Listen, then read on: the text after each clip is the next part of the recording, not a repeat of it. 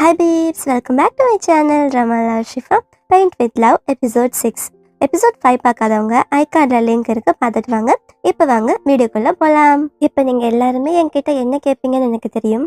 என்ன லாஸ்ட் எபிசோடில் ஃபாபு மேஸை கிஸ் பண்ணுற மாதிரி பக்கத்தில் வந்தால, அதுக்கப்புறம் என்னாச்சு, கிஸ் பண்ணானா அப்படி தானே கேட்க போகிறீங்க? எனக்கே தெரியல, ஏன்னா எபிசோட் 6 அதை காட்டவே இல்லை. ஃபஸ்ட்டு சீன் எடுத்ததுமே ஃபாப் ஆஃபீஸில் உட்காந்துருக்கான். அப்போ நே அங்கே வரான்.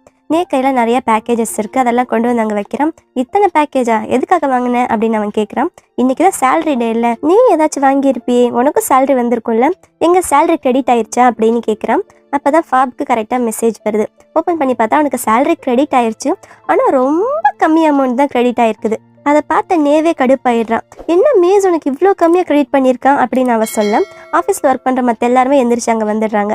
அவங்களும் பார்த்துட்டு என்ன இது இவ்வளோ கம்மி காசு, இதை வச்சுட்டு எப்படி நீ இந்த மாதத்தை ஓட்ட முடியும் அப்படின்னு கேட்குறாங்க. அப்போ மேஸே வந்துடுறான். மேஸ் வந்து இவங்க பேசுறதெல்லாம் கேட்குறான். கேட்டுட்டு அவன் என்கிட்ட வாங்கியிருக்க கடனுக்கு நான் இது கொடுக்கறதே பெருசு அப்படின்னு சொல்ல அங்கே இருக்க எல்லாருமே போயிடுறாங்க. ஆனால் நே போக மாட்டான். என்னதான் இருந்தாலும் நீ ரொம்ப கஞ்சண்டா, இப்படியெல்லாம் பண்ணவே கூடாதுடா அப்படின்னு கேட்குறான். அதுக்கு மேஸ் அசால்ட்டாக அவளை பார்த்து உனக்கு எதுக்கும் சம்மந்தம் இல்லை, இங்கேருந்து கிளம்புன்னு சொல்ல அவளும் கடுப்பாக அங்கேருந்து போயிடுறான். இப்போ எல்லாரும் போனதும் மேஸ் ஃபாபை பார்க்குறான். சரி விடு, நான் உனக்கு இன்னும் ஒரு 10,000 அதிகமாக உன் அக்கௌண்ட்டில் கிரெடிட் பண்ணுறேன், ஆனால் உன் காசை எப்படி நீ யூஸ் பண்ணுன்னு சொல்லி நல்லா பிளான் பண்ணி வச்சுக்கோ, சும்மா வேஸ்ட் பண்ணாத அப்படின்னு சொல்கிறான். அதை கேட்ட ஃபாப்க்கு சிரிப்பு வருது. சிரிச்சுக்கிட்டே கேட்குறான், ஏன் நான் ரொம்ப காசை வேஸ்ட் பண்ணிட்டா கடைசியில் நான் சாப்பாடெல்லாம் பட்னி கிடப்பேன்னு உனக்கு கவலை வந்துருச்சா அப்படின்னு கேட்குறான். நீ சாப்பிட்டா சாப்பிடு, சாப்பிடாம பட்னி கடை, எனக்கு என்ன ஆச்சு அப்படின்னு சொல்லிட்டு சிரிச்சுக்கிட்டு மற்றதெல்லாம் மறந்துடாத, நாளைக்கு முக்கியமான ஒரு மீட்டிங் இருக்குது, உன்னோட ப்ரெசன்டேஷனை ரெடி பண்ணு அப்படின்னு சொல்கிறான். அதுக்கு ஃபாப் சொல்கிறான், நான்லாம் எதையும் மறக்க மாட்டேன், எனக்கு நல்லா ஞாபகம் இருக்குது அப்படின்னு சொல்ல, நானும் எதையும் மறக்க மாட்டேன், எனக்கு நல்லா ஞாபகம் இருக்குது, உன் ப்ரெசன்டேஷன் நீ எப்படி பண்ணுறேன்னு நான் பார்க்குறேன் அப்படின்னு மேஸ் சொல்கிறான். அதை கேட்ட ஃபாப்க்கு, ஓ அப்படின்னா நீங்கள் எதையுமே மறக்க மாட்டீங்களோ, அப்படின்னா அன்னைக்கு நம்ம ட்ரிப்பில் நடந்தது கூட உனக்கு மறந்துருக்காதுல்ல, அன்னைக்கு நைட் என்ன நடந்துச்சு ஞாபகம் இருக்கா அப்படின்னு கேட்குறான். உடனே மேஸ் பேச்சை மாத்துறதுக்கு, நான் சொன்னதை மட்டும் பண்ணு, சும்மா சிரிச்சுக்கிட்டு இருக்காது அப்படின்ட்டு அங்கேருந்து போயிடுறான். மேஸை பார்த்து ஃபாபு, பாவம் அவனுக்கு ரொம்ப வெக்க வந்துருச்சு போல, கண்ணெல்லாம் செவந்துருச்சு அப்படின்னு சிரிக்கிறான். ஃபாபு மேஸ் கிட்ட சொல்லியிருப்பான், என்னோட ஃபர்ஸ்ட் சேலரி வந்து அவனுக்கு ஒரு ட்ரீட் வைக்கிறேன்னு. அதுக்காக அன்னைக்கு ட்ரீட் வைக்கிறதுக்காக மேஸை கூட்டிகிட்டு போகிறான். ஆனால் மேஸோடைய எக்ஸ்பெக்டேஷனுக்கு ஏற்ற மாதிரி ஒரு பெரிய ரெஸ்டாரண்ட்கெல்லாம் கூட்டிகிட்டு போகல, சும்மா சாதாரணமாக அந்த ஸ்ட்ரீட் ஃபுட்டு இருக்குல்ல, அந்த மாதிரி ஒரு சின்ன கடைக்கு தான் கூட்டிகிட்டு போயிருக்கான். அதை பார்த்தது மேஸுக்கு கடுப்பாகுது. இதுதான் உங்கள் ஊரில் ட்ரீட்டா அப்படின்னு கேட்குறான். பின்ன என்ன, இங்கே சாப்பாடு எவ்வளோ டேஸ்ட்டாக இருக்கும் தெரியுமா, நீ தான் அதற்கு சாப்பிட்டதே இல்லை, ஃபஸ்ட்டு ஒரு டைம் இங்கே ட்ரை பண்ணிப்பாரு, அவ்வளோ டேஸ்ட்டாக இருக்கும் அப்படின்னு ஃபாப் சொல்கிறான். அதுக்கு மேஸ் அவனே பார்த்து முறைக்கிறான். முறைச்சிட்டு, டே உண்மையை சொல்கிற அப்படின்னு சொல்ல, உண்மை என்ன, இங்கே சாப்பாடு கொஞ்சம் சீப்பாக கிடைக்கும் அப்படின்னு ஃபாப் சொல்கிறான். அதுதான் எனக்கு நல்லா தெரியும், நீ இப்படி தான் பண்ணுவேன்னு, ஆனால் என்கிட்ட ஒரு மாதமாக பழகுறியே, என்னுடைய குவாலிட்டிஸ்லாம் நீ தெரிஞ்சிருக்கணுமே, நான் இந்த மாதிரி இடத்துலலாம் சாப்பிடவே மாட்டேன் தெரியுமா அப்படின்னு சொல்கிறான். ஆனால் ஃபாப் அவனை விடுற மாதிரி இல்லை, நீ ஜஸ்ட் ஒன்ஸ் இந்த சாப்பாடை ட்ரை பண்ணிப்பாரு, உனக்கே ரொம்ப பிடிக்கும் அப்படின்னு பேசிகிட்டு இருக்கான். அப்போ அவங்க ஆர்டர் பண்ண ஃபுட்டு வந்துடுது. ஃபாப்க்கு தான் மேஸை பற்றி நல்லா தெரியல, ஸோ உனக்கு காரம் பிடிக்காது, ஸோ கொஞ்சம் ஸ்வீட் ஆட் பண்ணிக்கும், கொஞ்சம் சோறு ஆட் பண்ணிக்கும் அப்படின்னு சொல்லி அவனுக்கு ஏற்ற மாதிரி, அவனை டேஸ்ட்டுக்கு ஏற்ற மாதிரி இவனே எல்லாம் போட்டு கொடுக்குறான். அப்படி ஃபாப் மேஸ்க்கு சர்வ் பண்ணிக்கிட்டே இருக்கான். அப்போ என்ன சொல்கிறான்னா, இந்த சாப்பாடை ஒன் டைம் நீ சாப்பிட்ரு, அதுக்கப்புறம் நீயே அடிக்கடி நீங்கள் கூட்டிகிட்டு வர சொல்லுவப்பாரு அப்படின்னு சொல்கிறான். அதோட நிறுத்தாமல் இன்னொரு பிட்டும் போட்டு வைக்கிறான். என்னன்னா, நீ மட்டும் என்ன டேட் பண்ணினா இதே மாதிரி ஃபுட்டு நான் உனக்கு அடிக்கடி வாங்கி தருவேன் வேற சொல்கிறான். அதை கேட்ட மேஸ்க்கு இன்னும் தான் கடுப்பாகுது. மேஸ்க்கு சும்மாவே இந்த ஃபுட்டு பிடிக்கலன்னு நம்ம சொல்கிறான். ஆனால் நம்ம ஃபாப் எப்படி, நீ என் டேட் பண்ணால் உனக்கு இந்த மாதிரி ஃபுட்டு நான் அதிகமாக வாங்கி தரேன்னு வேறு சொல்கிறான். பாவம் நம்ம ஃபாப்க்கு ஃப்ளர்ட் பண்ண கூட தெரியல. அடுத்த நாள் அந்த டோட்டல் மென் ப்ராஜெக்டோடைய ஒரு ஃபங்க்ஷன் நடக்குது. அந்த ஃபங்க்ஷனுக்கு ஹோஸ்ட் வந்து தான் ஃபஸ்ட்டு அந்த ப்ராடக்ட் பற்றி இன்ட்ரடியூஸ் பண்ணிட்டு நியூங்க கூப்பிடுறான். நியூங்க தான் அந்த ப்ராடக்டோடைய ப்ராடக்ட் அம்பாசிடர்னு சொல்லுவாங்கள்ல, அந்த மாதிரி அவன் வந்து எல்லாருமே இந்த ப்ராடக்ட் பற்றி பேசுவாங்களா, அந்த மாதிரி பேசுகிறான். என் ஃபேஸ் ரொம்ப ஆயிலியாக இருந்துச்சு, அதனால இந்த ப்ராடக்ட் யூஸ் பண்ண நல்லா ஆயிடுச்சு அப்படின்னு அவங்க சொல்லி கொடுத்த மாதிரி இவனை சொல்கிறான். சொல்லிட்டு இப்போ தானும் நீங்க சேர்ந்து ஒரு பிஎல்ல ஒரு ட்ராமா நடிக்க போகிறாங்கள, அதனால் அவங்க 2 பேருமே கொஞ்சம் ஃபேன் சர்வீஸ்லாம் கொடுக்குறாங்க. அதெல்லாம் பார்த்த ஃபேன்கெல்லாம் ஒரே சந்தோஷம். அப்புறம் ஃபேன்ஸ் பக்கத்தில் வந்து பேசுறதுக்காக நியூங் பக்கத்தில் வர, தானும் கூட வர, ஃபேன் கிட்ட நின்று பேசிக்கிட்டு இருக்காங்க. அப்போ அங்கே தான் ஃபாபும் நிற்கிறான்.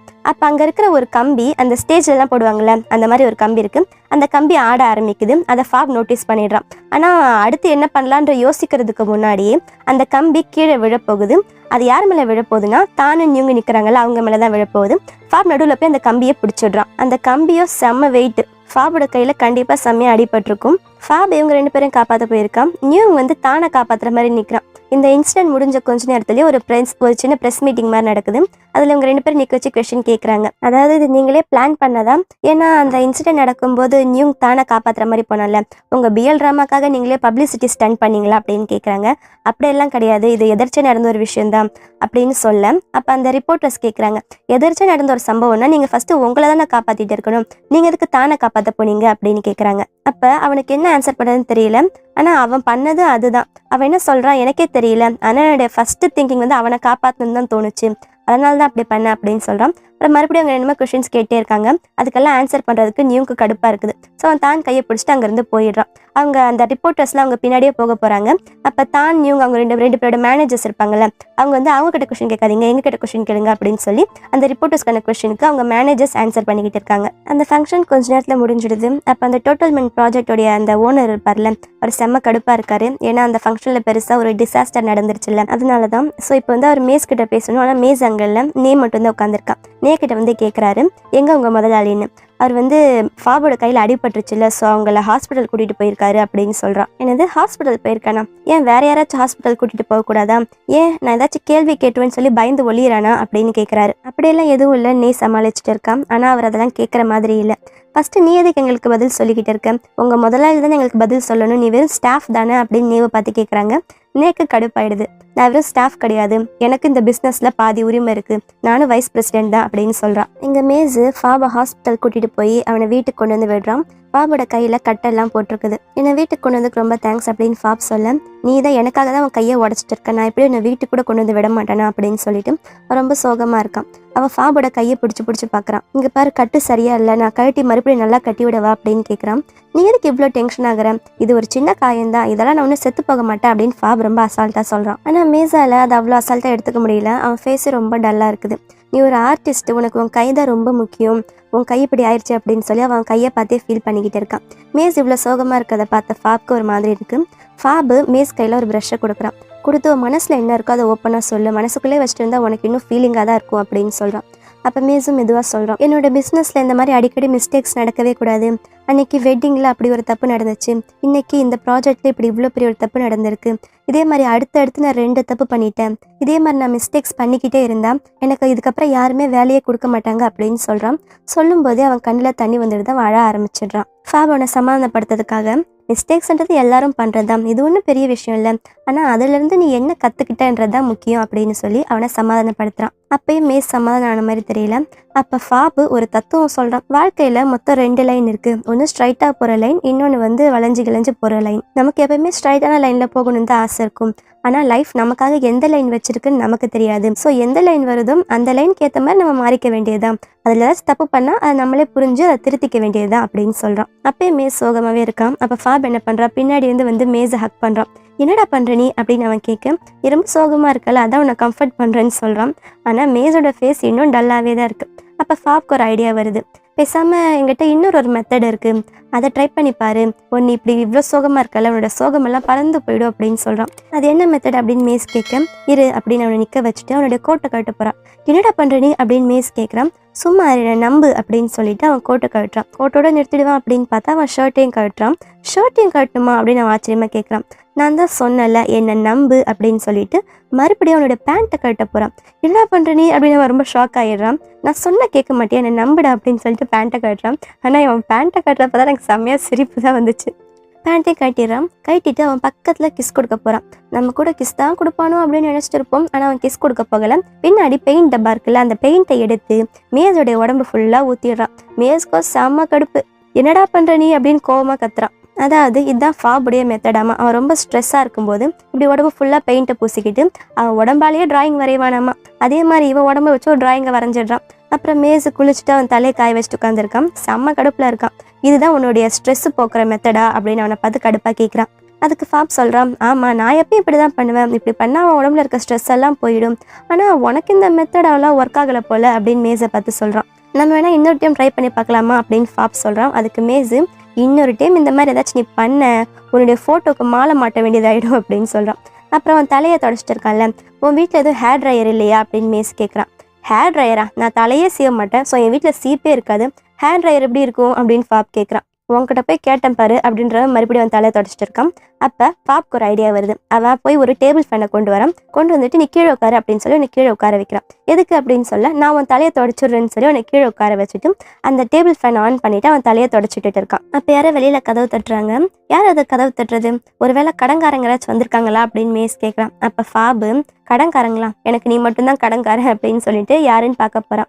வந்திருக்கிறது யாருன்னா அந்த தாத்தா, அதாவது ஃபாப் கிட்ட அந்த பெயிண்டிங் வரைஞ்சு கொடுக்க கேட்டாருல்ல, த லவ்ன்ற பெயிண்டிங், அவர் தான் அந்த பெயிண்டிங் எந்த அளவில் இருக்குன்னு சொல்லி பார்த்துட்டு போக வந்திருக்காரு.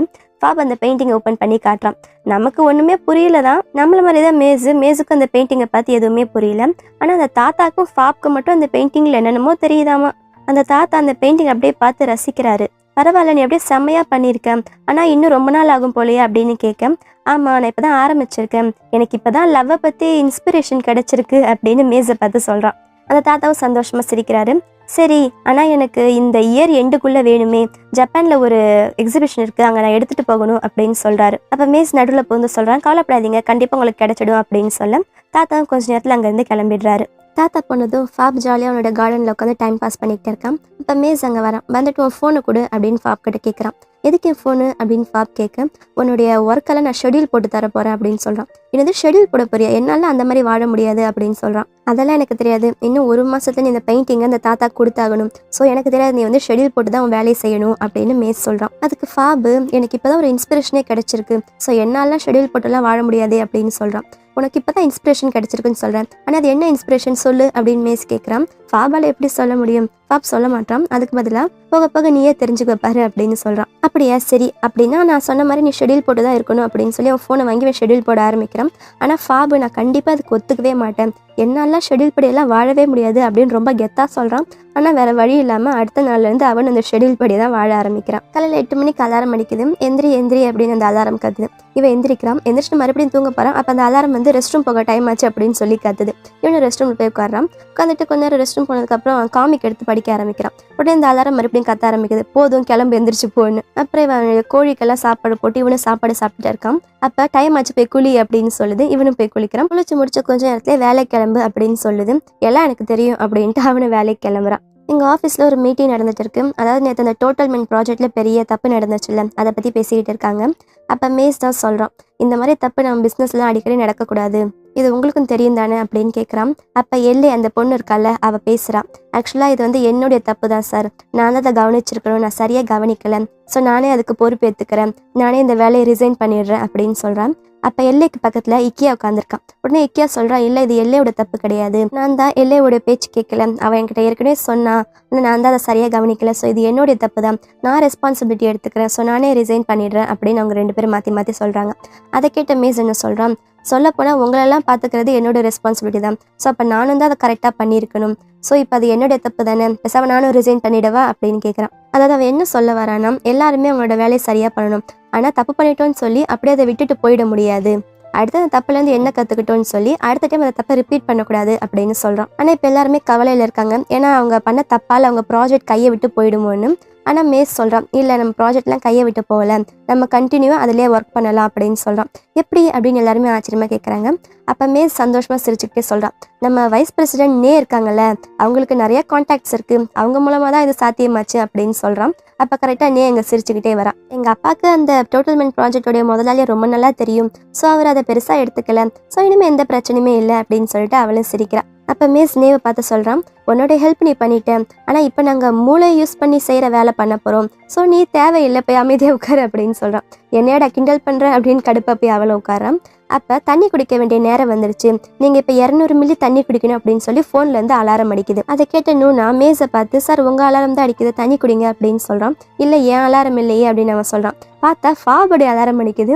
ஃபாப் அந்த ஃபோன் சொன்ன மாதிரி அவனு 200 ml தண்ணி எடுத்து குடிக்கிறான். எல்லாருமே அவனை ஆச்சரியமாக பார்க்குறாங்க, ஃபாப் இந்த மாதிரிலாம் இருக்க மாட்டானே அப்படின்னு. கொஞ்ச நேரத்தில் அவனுடைய ஃபோன்லேருந்து அடுத்த ஷெட்யூல் அலாரம் வருது. என்னென்னா இப்போ ஸ்ட்ரெச்சிங் டைம் ஆயிடுச்சு, அதாவது இவன் இப்போ எக்ஸசைஸ் பண்ணணுமாமா. அவனை எந்திரிச்சு போய் எக்ஸசைஸ் பண்ணுறான். எங்கே எக்ஸசைஸ் பண்ணுறான் தெரியுமா, மீட்டிங் ரூம்லேயே நின்றுட்டு எல்லாரும் முன்னாடி எக்ஸசைஸ் பண்ணுறான். எல்லாரும் வந்து ரொம்ப ஆச்சரியமாக பார்க்குறாங்க, ஆனால் மேஸ் ரொம்ப பெருமையாக பார்க்குறான். இப்போ 2 பேருக்குமே ஸ்ட்ரெச்சிங் டைம் வந்துருச்சு போல். மேஸ் அவனுடைய ரூம்லேருந்து ஸ்ட்ரெச்சிங் பண்ணிகிட்டு இருக்கான், ஃபாப் வெளியில் நின்று ஸ்ட்ரெச்சிங் பண்ணிக்கிட்டு இருக்கான். இப்படி இவங்க 2 பேரும் மாற்றி மாற்றி எக்ஸசைஸ் பண்ணுறத இங்க நேவும் நூனாவும் நின்று பார்த்துட்டு இருக்காங்க. என்னடா நடக்குது இங்க, என்ன 2 பேரும் எல்லாமே ஒரே மாதிரி பண்ணிக்கிட்டு இருக்காங்க, ஒருவேளை மேஸ் நம்ம ஃபாபை வசியம் பண்ணிட்டானோ அப்படின்னு நே கேட்குறான். அதுக்கு நூனா இல்லை எனக்கு என்னமோ ஃபாப் தான் மேஸை வசியம் பண்ணியிருப்பானோன்னு தோணுது, ஏன்னா அவங்க 2 பேரும் பொசிஷன் பார் ஒரே மாதிரி இருக்கு அப்படின்னு பேசிக்கிட்டு இருக்காங்க. அவன் காலை ஸ்ட்ரெச் பண்ணுறதுக்காக ஷூவை கட்டிட்டு மண்ணில் நின்றுக்கிட்டு இருக்கான். அப்போ அந்த பக்கமாக நியூங் வரான். நியூங்கு ஃபாபை பார்த்துடுறான். பார்த்ததும் அவன் பக்கத்தில் பேசுறதுக்கு வரான். ஃபாபை நியூங்க பார்க்குறான். பார்த்துட்டு நீங்களா ஏதாச்சும் வேலையாக வந்தீங்களா அப்படின்னு கேட்குறான். இல்லை அப்படியெல்லாம் எதுவும் இல்லை, உங்ககிட்ட தேங்க்ஸ் சொல்ல தான் வந்தேன், நேற்று என்னை காப்பாற்றினால ரொம்ப தேங்க்ஸ் அப்படின்னு சொல்கிறான். அதுவா, அதெல்லாம் ஒன்றும் பெரிய விஷயம் கிடையாது, பரவாயில்ல, ஆனால் என் கண்ணுக்கு முன்னாடியே ஒரு செலிப்ரிட்டி நசுங்கி போகிறத பார்க்க முடியல, அதான் கொஞ்சம் டிசப்பாயிண்டடாக இருக்குது அப்படின்னு சொல்கிறான். அதை கேட்ட நியூங்க ஃபாபை பார்க்குறான். பார்த்துட்டு எனக்கு ஸ்டார்டிங்லேருந்தே எனக்கு என் மனசுக்குள்ள ஒரு ஃபீலிங் இருக்குது, உனக்கு என்ன பிடிக்கல தானே அப்படின்னு நியூங் கேட்குறான். உடனே ஃபாப் சமாளிக்கிறான். சேச்சா அப்படியெல்லாம் எப்படி இருக்க முடியும், நீங்கள் யார், நீங்கள் தான் எங்கள் பிராண்டோட அம்பாசிடர், அது மட்டும் இல்லாமல் எங்கள் பாஸ்க்கு நீங்கள் ரொம்ப க்ளோஸ் வேறு, நான் எப்படி உங்களை பிடிக்கலன்னு சொல்ல முடியும் அப்படின்னு கேட்குறான். அதுக்கு நியூங் வேணும்னே ஆமாம் அவன் பாஸும் நானும் ரொம்ப க்ளோஸ் தான் அப்படின்னு வேணும்னே அவனை ஜெலஸ் ஆக்க சொல்கிறான். நானும் கொஞ்ச நாள் நோட்டீஸ் பண்ணிக்கிட்டே இருக்கேன், நியூங் கூட வேணும்னே ஃபாபை ஜெலஸ் பண்ணிக்கிட்டே இருக்கான். அதை கேட்ட ஃபாப்க்கு உண்மையுமே செம்ம கடுப்பாயிடுது. நியூ அங்கேருந்து போகிறான். அப்போ ஃபாப் செம்ம கடுப்பாக கோவமாக அந்த மண்ணை மிதிச்சிட்டு இருக்கான். அப்புறம் நியூங்க திரும்பி பார்த்துட்டு ஒரு நிமிஷம் போகாத அப்படின்னு சொல்லி இவனு கூடவே ஓடுறான். எங்கள் மேஸோடைய ரூமில் நேவும் கூட தானும் உட்காந்துருக்காங்க. அப்போ நே தான் கேட்ட ஃபாபை பற்றி சொல்லிக்கிட்டு இருக்கான். மேஸ் வர வர ஃபாபையும் அவனை மாதிரி ஆக்கிட்டான், அவனுக்கு இதே மாதிரி ஷெடியூல்லாம் போட்டு கொடுத்துருக்கான் தெரியுமா, அவனும் அந்த ஷெடியூல்லாம் ஃபாலோ பண்ணிக்கிட்டே இருக்கான், பாவ ஃபாபு அப்படின்னு நே சொல்லிக்கிட்டு இருக்கான். தானும் அதே தான் கேட்குறான். ஆமாம் அவனோட வேலையை அவன் சரியாக தானே பண்ணிக்கிட்டு இருக்கான், நீ எதுக்கு அவனுக்கு இந்த மாதிரி ஷெடியூல்லாம் போட்டு கொடுத்த அப்படின்னு அவங்க 2 பேருமே சேர்ந்து மேஸை கேட்குறாங்க. மேஸ் என்ன சொல்கிறான், எனக்கு மணி தான் முக்கியம், அவனுடைய ஒர்க்கை கரெக்டாக பண்ணால் அவனுக்கு சீக்கிரமாக பணம் வரும், அவனுக்கு பணம் வந்தால் எனக்கு என்னுடைய காசு கிடைச்சிடும், ஸோ நான் எனக்காக தான் இதெல்லாம் பண்ணிக்கிட்டு இருக்கேன் அப்படின்னு சொல்கிறான். இப்படி உங்க பேசிக்கிட்டே இருக்க அப்போ ஃபாப் அந்த ரூம்குள்ளே வந்து எட்டி பார்க்குறான். ஏன்டா கதை தட்டிட்டு உள்ளே வர மாட்டியா அப்படின்னு மேஸ் அவனை பார்த்து முறைக்கிறான். உங்களை பார்க்க நியூங் வந்திருக்கான் அப்படின்னு சொல்ல நியூங் உள்ளே வரான். நியூங்க பார்த்த மேஸு உடனே வாங்க மிஸ்டர் நியூங் வந்து உட்காருங்க அப்படின்னு சொல்லி அவங்ககிட்ட ரொம்ப மரியாதையாக பேசுகிறான். நம்ம நாளைக்கு தானே மீட் பண்ணுறதா இருந்துச்சு, என்ன இன்றைக்கே வந்திருக்கீங்க அப்படின்னு மேஸ் கேட்க, இல்லை நான் சும்மா ஃபாப்க்கு தேங்க்ஸ் சொல்ல தான் வந்தேன் அப்படின்னு சொல்கிறான். அப்போ நே அங்கே உட்காந்துருக்காள். நே பக்கத்தில் தான் உட்காந்துருக்கான். தான் சொல்கிறான், நீ என்னை காப்பாற்றுறதுக்கு நானும் அவன்கிட்ட தேங்க்ஸ் சொல்லு தான் வந்தேன், ரொம்ப தேங்க்ஸ் ஃபாப் அப்படின்னு சொல்லி தானும் அவனை பார்த்து தேங்க்ஸ் சொல்கிறான். அதெல்லாம் ஒரு பெரிய விஷயம் இல்லை, பரவாயில்ல அப்படின்னு அவன் சிரிச்சுக்கிட்டே சொல்கிறான். அப்போ நே சொல்கிறான், அங்கே பாரு நிறைய ஸ்நாக்ஸ் எல்லாம் இருக்குது, தான் வாங்கிட்டு வந்தா நீயும் சாப்பிடு, நீ தானே அவனுக்கு ஹெல்ப் பண்ண அப்படின்னு சொல்ல அவனை சிரிச்சுக்கிட்டு ஸ்நாக்ஸ் சாப்பிடலாம் அப்படின்ற ஒரு முடிவுக்கு வரான். அவன் ஸ்நாக்ஸ் சாப்பிடலாம் அப்படின்னு போகும்போது மேஸ் அவனை பார்த்து முறைக்கிறான். என்னன்னா டைம் ஆச்சு, போய் உன் வேலையை பாரு அப்படின்னு சொல்கிறான். வேலையை பார்க்கவா, நான் கொஞ்சம் ஸ்நாக்ஸ் சாப்பிட்டுக்கிறேனே அப்படின்னு சொல்ல அதெல்லாம் ஒன்றும் தேவையில்லை, ஃபஸ்ட்டு பண்ணி உன் வேலையை பாரு, வேலை தான் முக்கியம் அப்படின்னு சொல்கிறான். ஃபாப்க்கு என்ன சொல்கிறதுன்னு தெரியல. அவனு வேறு வழி இல்லாமல் அந்த ரூமை விட்டு வெளியில் போகிறான். அப்போ நே எந்திரிச்சு மேஸ் பக்கத்தில் வரான். வந்துட்டு இப்படி நம்ம எல்லாருமே ஒன்றா இருக்கிறத பார்த்தா நம்ம கம்பெனி ஸ்டார்ட் பண்ணோம்ல, எனக்கு அந்த ஞாபகம் தான் வந்துச்சு, உங்களுக்கு ஞாபகம் இருக்கா நம்ம ஃபஸ்ட்டு ப்ராஜெக்டை முடிச்சது நம்ம எல்லாருமே ஒன்றா சேர்ந்து புஃபேக்கு போனோமே, செம்ம ஜாலியாக இருந்துச்சுல அப்படின்னு சொல்ல மேஸும் எல்லாரையும் பார்த்து சிரிக்கிறான், நியூங்கையும் பார்த்து சிரிக்கிறான். அப்போ ஃபாப் வெளியிலேருந்து இதெல்லாம் பார்க்குறான். ஆனால் ஃபாபுடைய ஃபேஸ் என்னமோ சோகமாக இருக்குது. ஒருவேளை மேஸோட வெளியில் போக சொல்லிட்டான்ல அதனாலேயோ என்னவோ. அன்னைக்கு ஈவினிங்கு ஃபாப் அவனோட வீட்டில் இருக்கான், அவனோட பெயிண்டிங் பண்ணிக்கிட்டே இருக்கான். அப்போ அவனை பார்க்குறதுக்கு மேஸ் வரான், கூட கையில் நிறையா ஸ்நாக்ஸ் வாங்கிட்டு வரான். வந்து அவன் கையில் கொடுத்து சாப்பிட சொல்கிறான். இல்லை வேண்டாம் அப்படின்னு சொல்லிட்டு அவன் பாட்டுக்கு அவன் வேலையை செஞ்சுட்டு இருக்கான். இல்லை ஃபஸ்ட்டு நீ சாப்பிட்டு அப்புறமா அவன் வேலையை பாரு அப்படின்னு மேஸ் சொல்கிறான். அப்போ அவன் என்ன பண்ணுறான், சாப்பிட மாட்டான், ஆனால் அந்த பெயிண்டிங் அங்கேயே வச்சிடறான். வச்சுட்டு போய் கிட்டார் எடுத்து ப்ளே பண்ண போகிறான். அதை பார்த்த மேஸ், என்ன நீ ரிலாக்ஸ் பண்ண போகிறேன், இப்போ உனக்கு ரிலாக்ஸ் பண்ணுற டைம் கிடையாது, உன் ஷெடியூல் கூட எதுவுமே சொல்லலையே அப்படின்னு சொல்ல நான் அந்த ஷெடியூல் பண்ணுற ஆப்பை டெலீட் பண்ணிட்டேன்னு சொல்கிறான். என்னது டெலீட் பண்ணிட்டேன், எதுக்கு டெலீட் பண்ண அப்படின்னு அவன் கோவமாக கேட்குறான். அது எப்போதாலும் எனக்கு ஏதாச்சும் ஒர்க் கொடுத்துக்கிட்டே இருக்கு, என்னால் அந்த மாதிரி வாழ முடியாது அப்படின்னு சொல்கிறான். என்னது அப்படியெல்லாம் வாழ முடியாதா, நீ என்கிட்ட போட்ட கான்ட்ராக்ட் ஞாபகம் இருக்கா, நீ கரெக்டான டைமில் உன்னோட வேலையை முடிச்சு எனக்கு காசு வரணும் அப்படின்னு கோவமாக சொல்கிறான். அதுக்கு ஃபாப் என்ன சொல்கிறான், ஆமாம் கான்ட்ராக்ட் போட்டிருக்கோம் தான், ஆனால் அதில் நான் எப்போ உனக்கு காசு கொடுக்கணும்னு சொல்லி நீ கரெக்டாக டைம் மென்ஷன் பண்ணல, ஸோ அது எப்போ வேணா இருக்கட்டும், ஆனால் அதுக்காகலாம் என்னால் ஆர்கனைஸ்டாக இருந்து என்னோட வேலையெல்லாம் அவ்வளோ சீக்கிரமாலாம் முடிக்க முடியாது அப்படின்னு சொல்கிறான். அதுக்கு மேஸ் கோவமாக கத்துறான், நீ என்ன வேணா பண்ணிக்கோ, வேணும்னா கோர்ட்டு கூட போய்க்கும், என்னோட கான்ட்ராக்ட் வச்சு என் மேலே கேஸ் கூட போட்டுக்கோ அப்படின்னு அவன் ரொம்ப கோவமாக கத்துறான். என்னாலலாம் உன்ன மாதிரி ஆர்கனைஸ்டாலாம் இருக்க முடியாது, உன் கூட இருக்கவங்களாம் சேர்ந்தா உன்னை இப்படி கெடுத்து வச்சிருக்காங்க, நீ சொல்றதெல்லாம் அவங்க கேட்குறாங்க பாரு, அதான் நீ இப்படி இருக்க அப்படின்னு அவன் ரொம்ப கோவமாக சொல்கிறான். அப்போ மேஸ் ஃபாபை பார்த்து சொல்கிறான், ஆமாம் நான் இப்படி தான் இருக்கேன், ஆனால் ஒன்றை மாதிரி இருக்க முடியுமா, நீ சரியான ஒரு இடியட்டு, உனக்கு உன் ஃப்யூச்சரை பற்றி கவலையே கிடையாது, உன்னை மாதிரி எதை பற்றியும் கவலைப்படாமல் என்னால் ஜாலியாக இருக்க சொல்கிறியா, உன்னை மாதிரி ஒரு இடியட்டாக இருக்க சொல்கிறியா, நீ எப்படி இருக்க தெரியுமா, யூ சக் அப்படின்னு சொல்லிடுறான். அதை கேட்ட ஃபாபுடைய ஃபேஸே சேஞ்ச் ஆகிடுது, ஒரு மாதிரி சோகமாகிடுறான். என்னது நான் சக்கா, நான் இடியட்டா, கரெக்டு தான்ப்பா, நீ சொல்கிற எல்லாமே நான் கரெக்டாக பண்ணிக்கிட்டு இருக்கேன், இருந்தாலும் நான் ஒரு இடியட் அப்படி தானே அப்படின்னு கேட்குறான். என்ன ஆச்சு இன்னைக்கு உனக்கு, எதுக்கு நீ இப்படி பிஹேவ் பண்ணுற அப்படின்னு மேஸ் அவனை பார்த்து கேட்குறான். அதுக்கு ஃபாபு மறுபடியும் கோமாவே பேசுகிறான். நீ என்னை பற்றி என்ன வேணால் சொல்லிக்கோ, நான் ரொம்ப போரிங்கு, நான் ஒரு இடியட் அப்படி தானே சொல்ல வரேன், ஆனால் உண்மையை சொல்ல போனால் நீ தான் ரொம்ப போரிங்கு, உன்னோட லைஃப் தான் இப்போ தான் ஆர்கனைஸ்டாக வச்சுருக்க, நீ தான் சரியான ஒரு போரிங்கான பர்சன், உன் கூடலாம் யாருமே இருக்க மாட்டாங்க அப்படின்னு ஃபாபு மேஸை பார்த்து சொல்லிடுறான். மேஸ்க்கு டக்குன்னு ஒரு மாதிரி ஆகிடுது, அங்கே இருக்கவே பிடிக்கல. கோமா அங்கேருந்து போகிறான். போகும்போது அவன் மேலே எதோ தூக்கி வீசிட்டு போகிறான். மேஸ் இப்போ அவனுடைய வீட்டுக்கு வந்துட்டான். ஆனால் ஃபாப் அவனை பற்றி சொன்னால அதே தான் திங்க் பண்ணிக்கிட்டு இருக்கான். அவனுக்கு ஃபாப் மேலே செம்ம கோவம். நீ சரியான ஒரு கிரேசிடா, நீ என்னமோ பண்ணிட்டு போ, எனக்கு என்ன, இப்படியெல்லாம் நடக்கும்னு தெரிஞ்சுதான் அவனுக்கு இந்த வேலையை கொடுத்துருக்க மாட்டேன் அப்படின்னு அவன் கோவமாக திட்டிக்கிட்டே இருக்கான். இப்போ ஃபாபு அவனுடைய ரூமில் உட்காந்துருக்கான். மேஸ் கொண்டு வந்து கொடுத்தால அந்த ஸ்நாக்ஸ் எடுத்து சாப்பிட்டுட்டு இருக்கான். சாப்பிடும்போது அவங்க 2 பேரும் பேசினாங்கல்ல அந்த சண்டை, அதே தான் அவனும் திங்க் பண்ணிக்கிட்டு இருக்கான். இதோட எபிசோட் 6 முடியுது. இந்த வீடியோ உங்க எல்லாருக்கும் பிடிச்சிருக்குன்னு நினைக்கிறேன். பிடிச்சிருந்தா லைக் பண்ணுங்க. அடுத்து நடக்க போதுன்னு தெரிஞ்சுக்க மறக்காம என் சேனலை சப்ஸ்கிரைப் பண்ணுங்க. Love you babes. பை.